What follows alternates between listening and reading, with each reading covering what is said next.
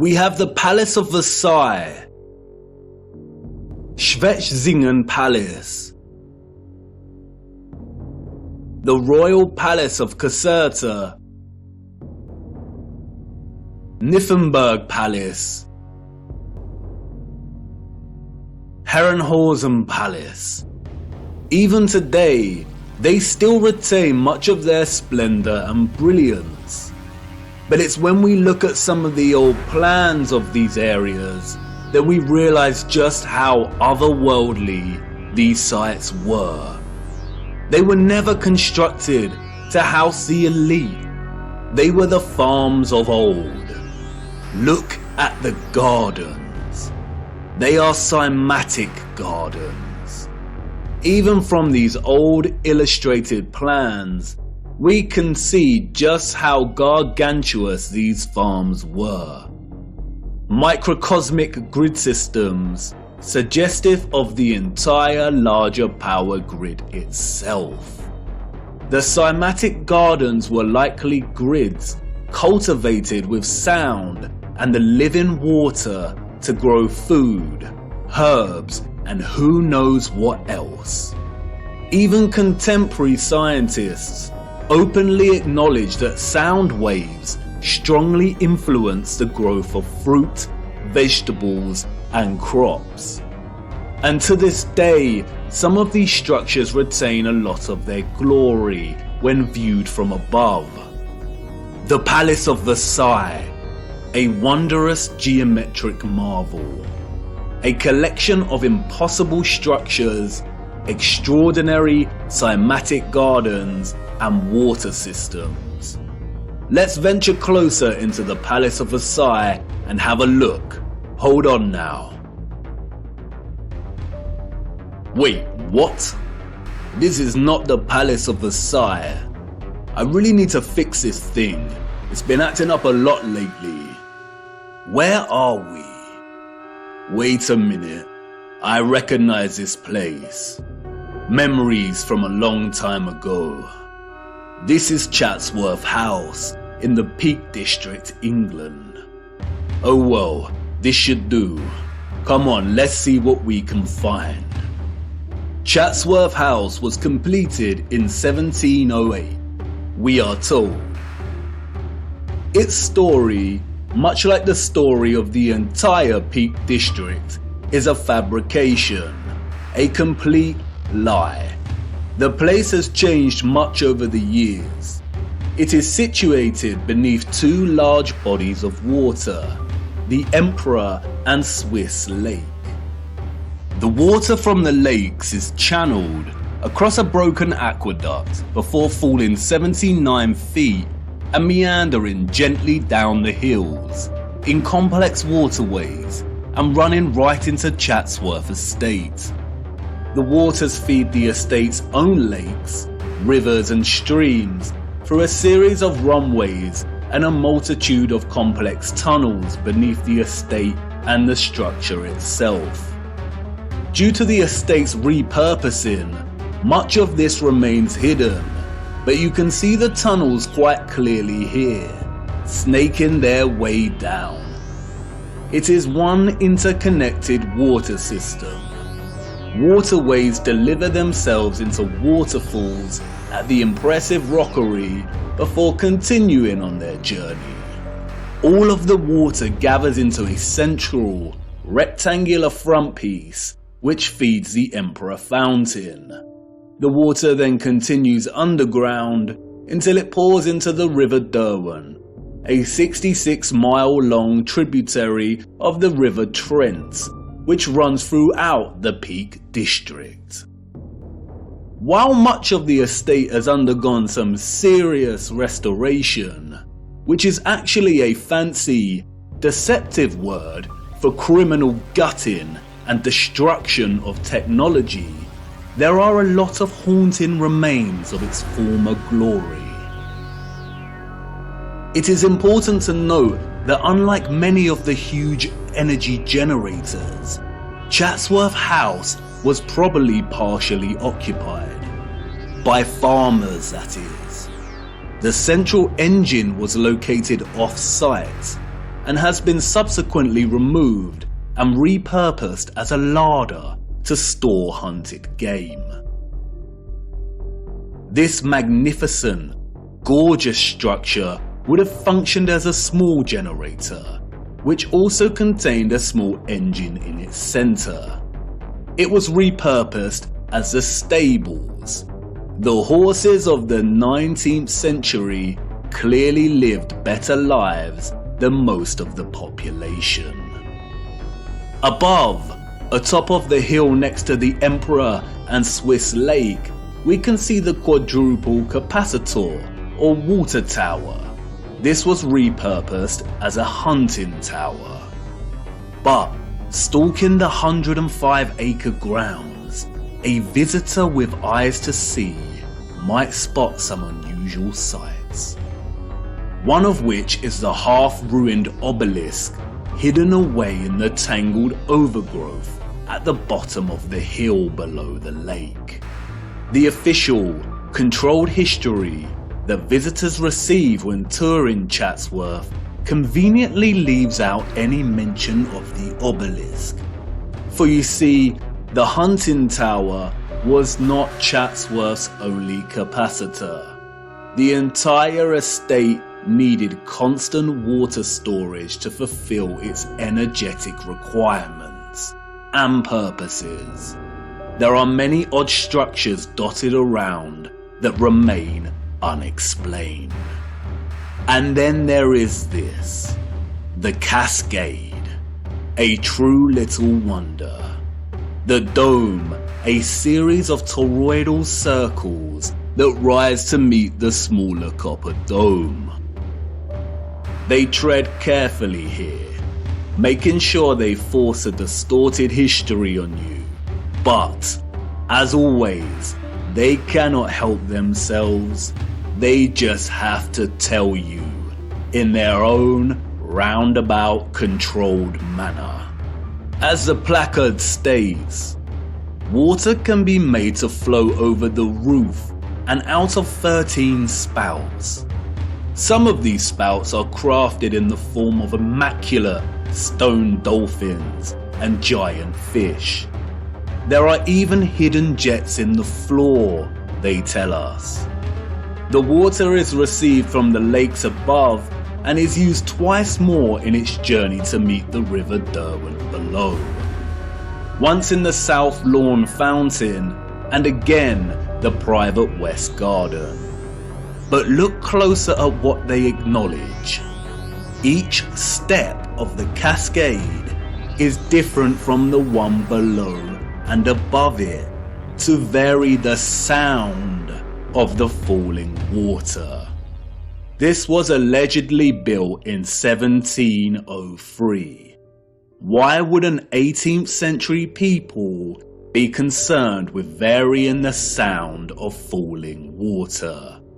How did they even have the knowledge and skills to manipulate the sound of water like this? And it's everywhere in the estate. The waterways, streams and rivers all meander gently down to rest briefly at ponds and lakes before continuing their journey toward the River Derwent. Their journey is one of such splendid sounds.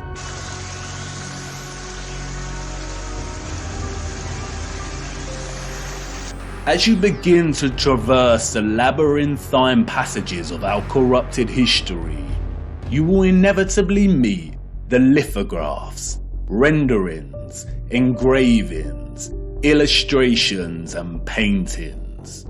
How easy it is to lie when there is no photographic or visual evidence, just artistic interpretation. We would never accept illustrations as reliable sources of information today. So why do we accept them as historically accurate? And while these are not to be trusted, devoting some time to browsing their particulars can yield some interesting insights. For instance, the fountain here looks wildly out of proportion. Did it used to jet water more powerfully? And some would claim artistic exaggeration. But if you dig a little deeper, you come to learn that the original Emperor fountain, constructed in 1843, was able to jet water at a height of 296 feet. What? How? This is the 19th century we're talking about. And like I said, they cannot help themselves. Even Wikipedia states that the water power of the fountain found a practical use in generating Chatsworth's electricity. There it is, barely hidden in plain sight. And as we continue browsing these little illustrations, we stumble across it. An old engraving of Chatsworth from above. Look at the size of this. Cymatic gardens, rows and rows of crops, large bodies of water that are no longer there. And again, many would claim artistic exaggeration, the unreliability and inaccuracy of illustrations, and rightly so. But when we look at Chatsworth from above on Google Earth, what is this we find? Shadows on the ground across from the river? No, these are the markings of old infrastructure that was torn down. The markings suggest there was once a bridge here, a bridge we see in the illustration.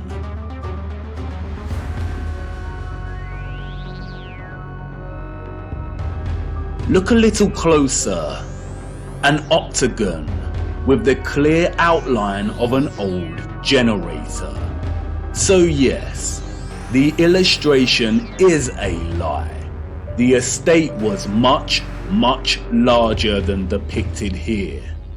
In 2018, there was a heatwave in England, and the old markings of Chatsworth's former glory started appearing in the grounds themselves.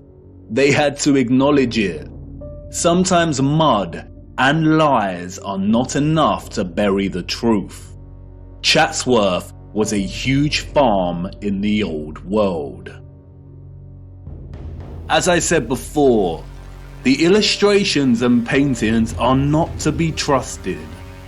More often than not, they are used as tools of deception against us. But as you see here, they do have a tendency to backfire on the controllers. Just like with the plans of star stations and cities, our own technological access to tools such as Google Earth validate these old plans and illustrations as half-truths.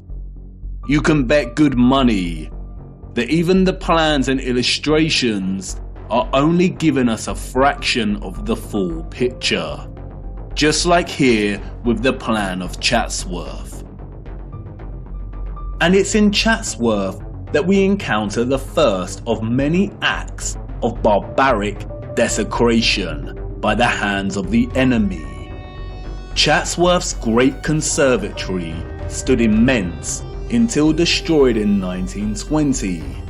It was 84 meters long and 20 meters high, and constructed, they say, in 1840 before the establishment of automatic glass manufacturing. Huge interconnected tunnels and water pipes collected under the ground of the structure to provide heating via boilers and hot water. An engineering feat as impossible as the construction of the structure itself. It was designed by Chatsworth's gardener, Joseph Paxton. Paxton is a phantom that haunts the pages of the history books. Paxton's story is one of fortunate circumstance, daring innovation and success. It is Unfortunately, a dishonest story, an unconvincing fiction. We are told that Paxton secured a gardening role when he was 20 years old, while working at Chiswick Gardens. And it was here that he encountered William Cavendish, the Duke of Devonshire, who was so impressed by young Paxton's horticultural abilities that he hired him as head gardener of Chatsworth House. Paxton is responsible for creating the following: Chatsworth's Arboretum, its rockery, the Emperor Fountain. You remember, the fountain that sprayed water into the air at twice the height of Nelson's column. The Great Conservatory. He was responsible for cultivating the Cavendish banana, the most consumed banana in the world today, and designing railway stations all over the Peak District. What a talented and productive young man. Paxton's achievements, however, did not end with the banana and the conservatory. The farce doesn't end here. What a tangled web we weave when setting out to deceive. Paxton's success with Chatsworth led him to design the infamous Crystal Palace of London, just in time for the Great Exhibition of 1851. It was originally constructed in Hyde Park for the fair. It was constructed in just over a year, an engineering feat never again repeated.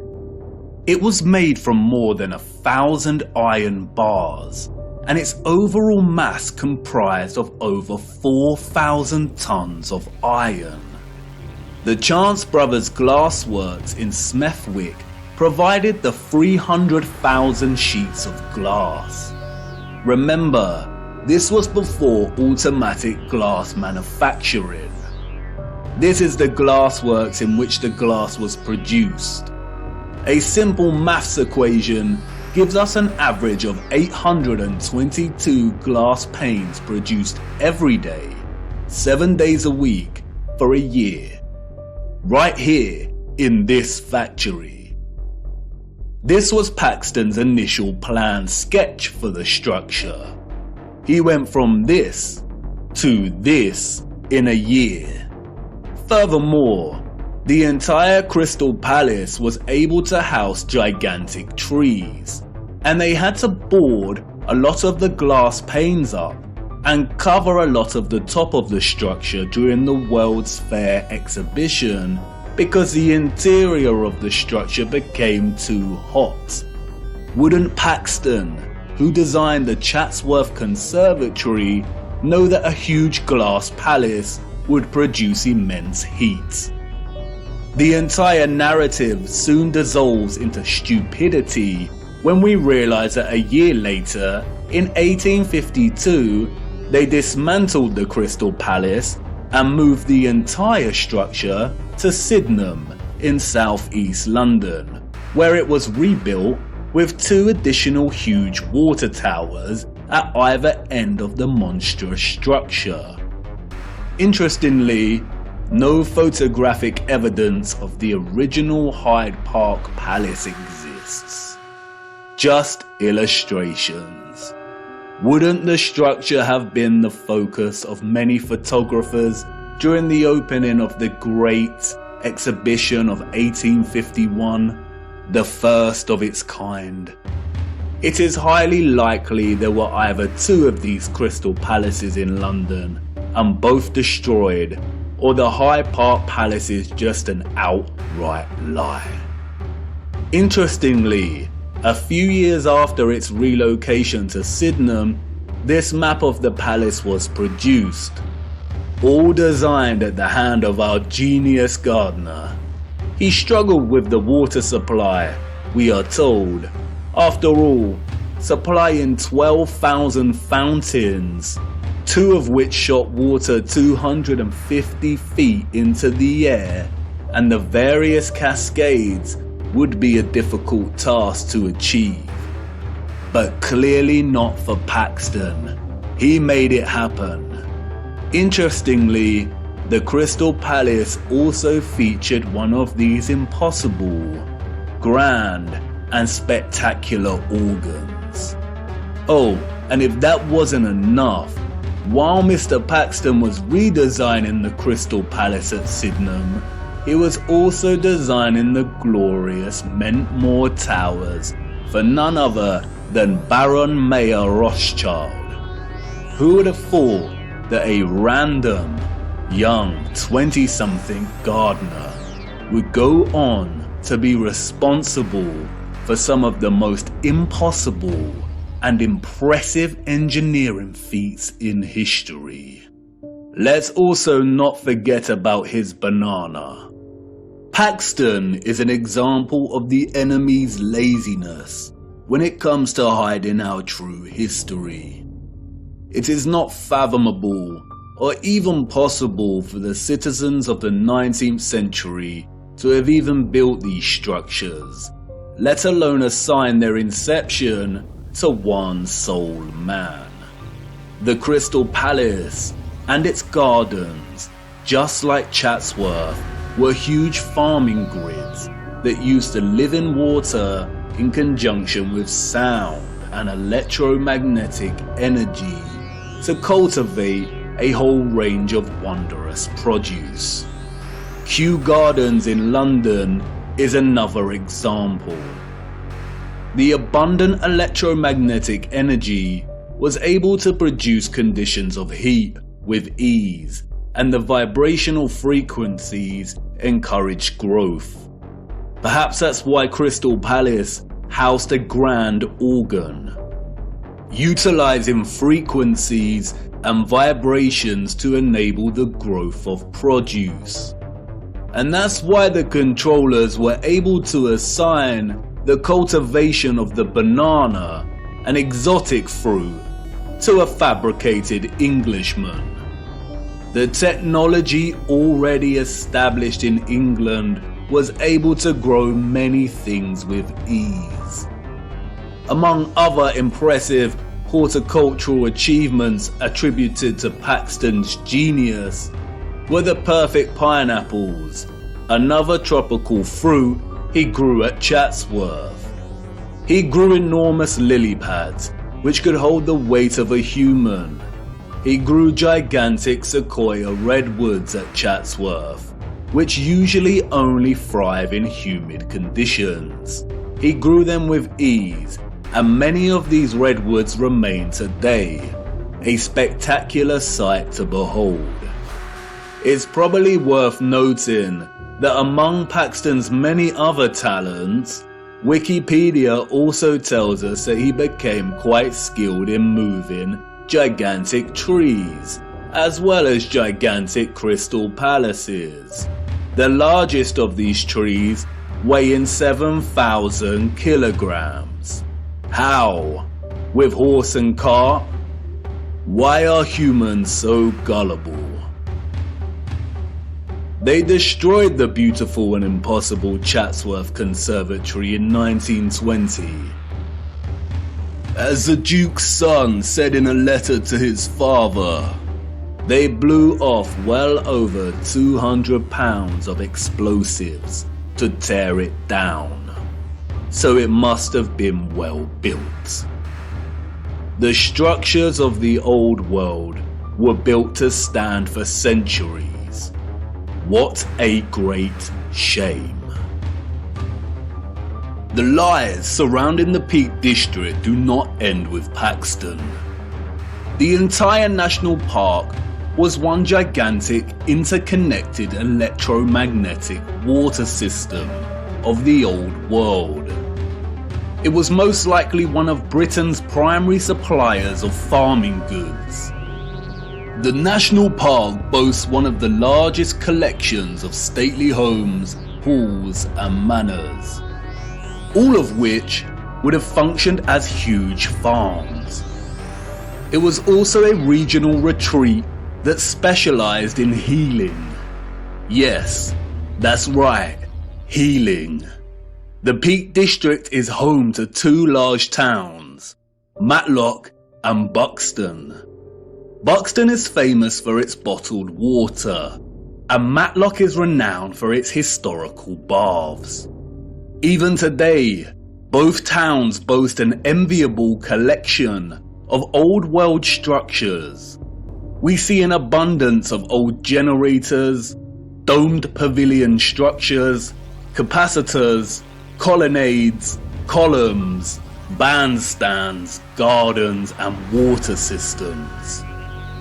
Overlooking the town of Matlock is River Castle. Its silhouetted frame and turrets stand regal in the distance. It is a derelict structure and has been derelict for over a century. The curious public are not allowed near the structure. They tell us it was built very quickly by a Mr. John Smedley.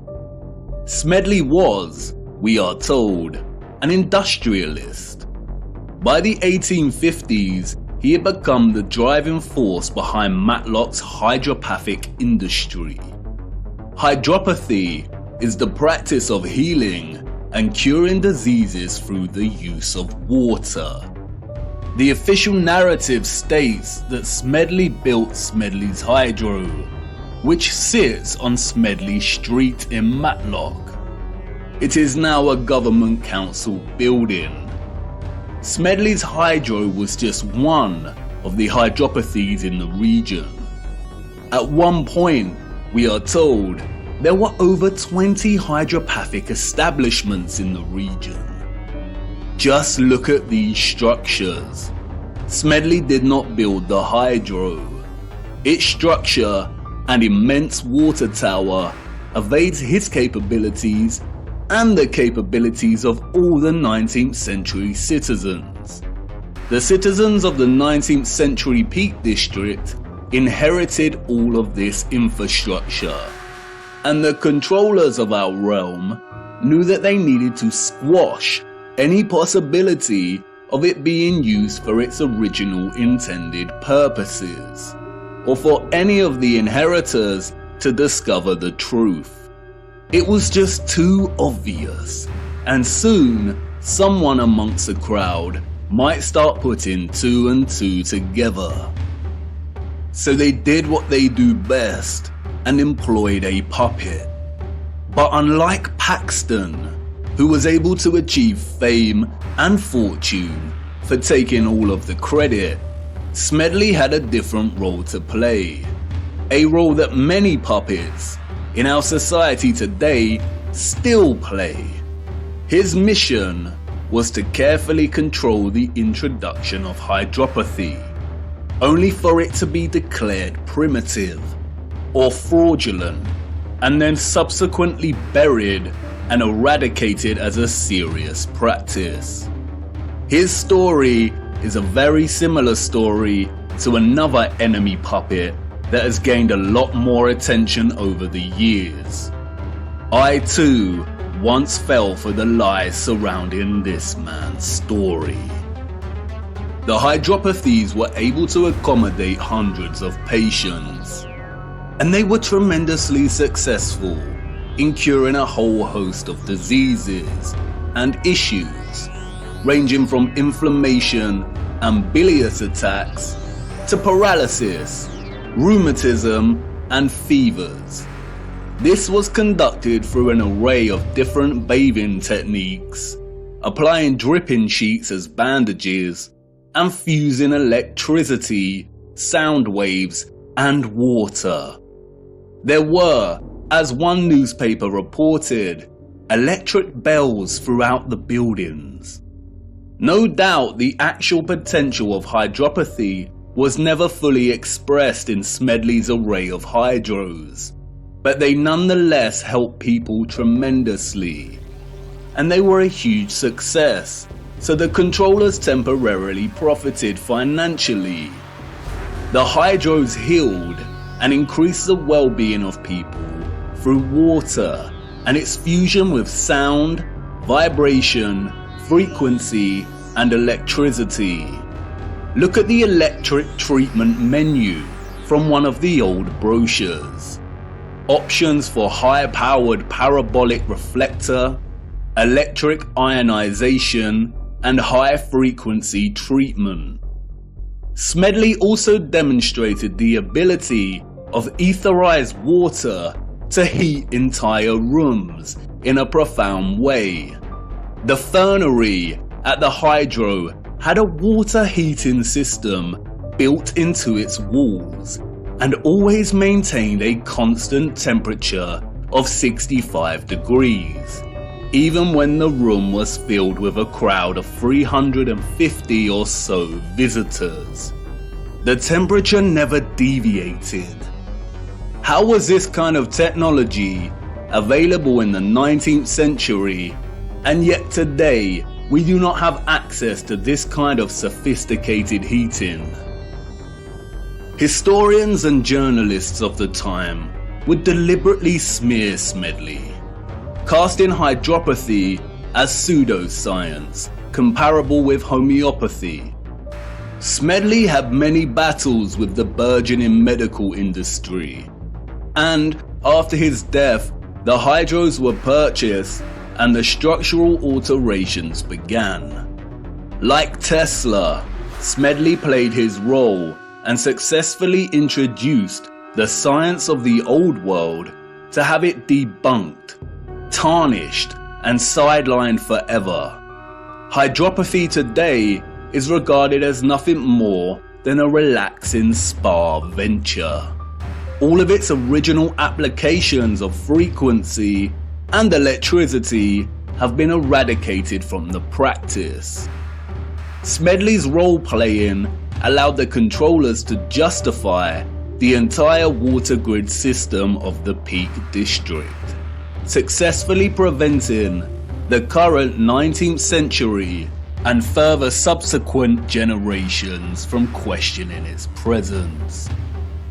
The remains of the grid today are so evident.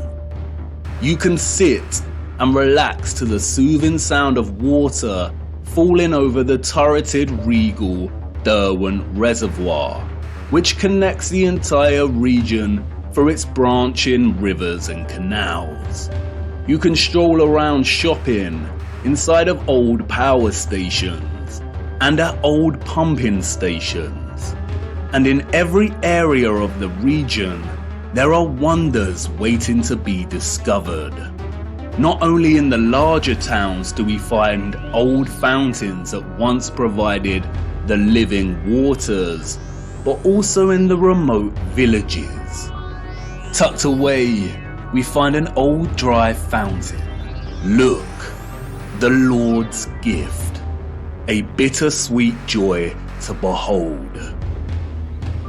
The citizens of the old world unlocked the power of electromagnetic water by studying the stars above in the firmament. The stars above taught them that the key to manipulating the ethereal energy they harnessed from the ionosphere was through water, sound waves, vibration, and frequency. They honored this gift by constructing domes, by crafting star cities, cymatic magnetrons, and praising the Lord and Holy Spirit for the living waters they received in return. They understood the firmament as both scientists and disciples. Viewer, I am hoping the picture is starting to become clearer in your mind, and you will inevitably start to see things in a different light when pondering all of these impossible structures. It is not a coincidence that some structures like the Colosseum are also referred to as amphitheaters. Have you seen them from above? They look like speakers. Amphitheater is an interesting word. An amp is a unit of electric current, and an amplifier is a device that increases signal, especially microwaves and audio. And no doubt you will start to put two and two together in terms of some of the inventions that we were allowed to play around with before they were discarded as antique in their efficiency. But time is of the essence. We could ponder examples of the old world's electromagnetic water grid system for hours, but I encourage you to get out and hunt down these structures yourself and to document them in your own time. We have to move on. We need to start. Wait, what? You want to know if these came from the old world? Yes, they did. And they are extremely important. The inevitable ticking of the clock. A deeply unsettling instrument, but unavoidable. I need to show you one more missing piece of the electromagnetic puzzle first, and then we will take a closer look at these timekeeping instruments. Come on, let's keep moving.